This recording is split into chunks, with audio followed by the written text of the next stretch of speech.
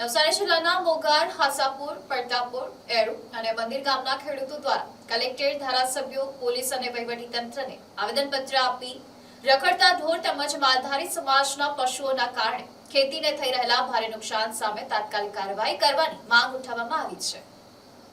નવસારી જિલ્લાના મોગાર, હાસાપુર, પડતાપુર, એરુ અને મંદિર ગામના ખેડૂતો દ્વારા કલેક્ટર, ધારાસભ્ય, પોલીસ અને વહીવટીતંત્રને આપવામાં આવેલ આવેદનપત્રમાં જણાવ્યા મુજબ તેઓ ખેતી કરીને પોતાના પરિવારનું ગુજરાન ચલાવે છે, પરંતુ છેલ્લા કેટલાક સમયથી રખડતા ઢોર અને માલધારીઓ દ્વારા છોડવામાં આવતા પશુઓ તેમના ખેતરોમાં ઘૂસી પાકને ભારે નુકસાન પહોંચાડી રહ્યા છે. આ મામલે ખેડૂતો દ્વારા અગાઉ તારીખ 4 મે 2026ના રોજ જિલ્લા કલેક્ટર અને ડીવાયએસપીને લેખિત આવેદન આપવામાં આવ્યું હતું. ઉપરાંત વિજલપુર અને જલાલપુર પોલીસ સ્ટેશનમાં પણ અરજી કરવામાં આવી હતી. ત્યારબાદ પોલીસે કાર્યવાહી કરીને માલધારી સમાજના આગેવાનોને ખેડૂતોના ખેતરોમાં ઢોર ન છોડવા, ભેલાણ ન કરવા તેમજ કોઈ પણ પ્રકારની ધાકધમકી કે ઉશ્કેરણીજનક પ્રવૃત્તિ ન કરવા સૂચના આપી હતી. અંગે માલધારી સમાજના આગેવાન વિભલાભાઈ દેવાભાઈ બોખારિયાએ સમાજ વતી બાહેધરી પત્ર પર સહી પણ કરી હતી. ખેડૂતોનો આક્ષેપ છે કે પોલીસની કાર્યવાહી અને બાહેધરી છતાં માલધારીઓ દ્વારા શરતોનો ભંગ કરીને ફરીથી દિવસ રાત ખેતરોમાં ઢોર ચરાવવામાં આવી રહ્યા છે, જેના કારણે વાવેલા પાકને સતત નુકસાન થઈ રહ્યું છે. ઉપરાંત કેટલાક લોકો દ્વારા ખેડૂતોને ધાકધમકી આપવાની અને સુપારી આપવાની પણ ધમકી આપવામાં આવી રહી હોવાનું ખેડૂતોનું કહેવું છે. ખેડૂતોએ વધુમાં જણાવ્યું કે અગાઉ પણ સંબંધિત લોકો સામે મારામારી અને રાયોટિંગનો ગુનો નોંધાઈ ચૂક્યો છે, જેનો કેસ હાલમાં કોર્ટમાં ચાલી રહ્યો છે. હાલ ચોમાસાની વાવણી પૂર્ણ થઈ હોવાથી ખેડૂતો માટે 24 કલાક ખેતરોનું રક્ષણ કરવું શક્ય નથી.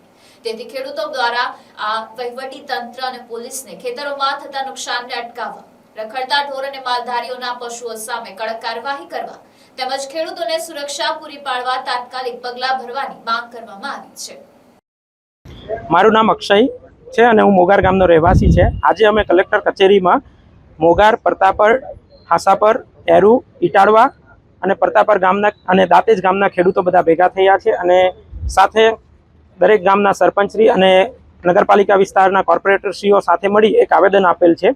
આ આવેદન આપવાનો મુખ્ય હેતુ એ છે કે રખડતા ઢોરોનો ત્રાસ ખેતીમાં ખૂબ વધી ગયો છે અને તે ઉપરાંત થોડા માલધારી અસામાજિક તત્વો દ્વારા પણ ઢોર લઈને આવવું છે. એમને વારંવાર રોકવા છતાં પણ તે લઈને આવે છે. આગળ પણ અમને આવેદન આપ્યું હતું, પોલીસ કાર્યવાહી પણ કરી હતી, પણ એમને જાણે કોઈ બીક જ નથી એ રીતે એ લોકો વર્તે છે.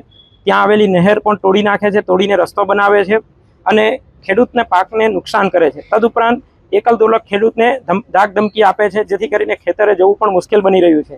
તો કલેક્ટર શ્રીએ આ બાબતે યોગ્ય કાર્યવાહી કરવા માટે આવેદન આપેલ છે. આજે ખેડૂતોને ઘણી મોટી સમસ્યા અહીં આવી છે.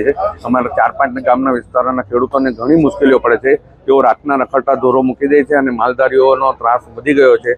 તો કલેક્ટરશ્રી અને ડીએસપી સાહેબને અમને નમ્ર અરજ છે કે તે લોકો પર યોગ્ય કાર્યવાહી કરે, કેમ કે એ લોકો શું કરે છે કે દિવસના દરમિયાન અમુક તારો કાપી નાખે છે, છીંડા પાડે છે અને અમારા પાકને નુકસાન કરે છે. આજે ખેડૂતો અન્ન પકાવવા માટે જે ભાત રોપે છે તેના તરુઓનું પણ એ લોકો રાતના ઢોર ખાઈ જાય છે. તો તેના પર એમ કડક પગલાં લેવો એવી અમારી માંગ છે બધા ખેડૂતો લોકોને. હવે કલેક્ટરને અમે આવેદનપત્ર આપ્યું છે, પણ કલેક્ટર જે એના પર કાર્યવાહી લે તે અમે એની રાહ જોઈશું. Report NDC news, Navsari.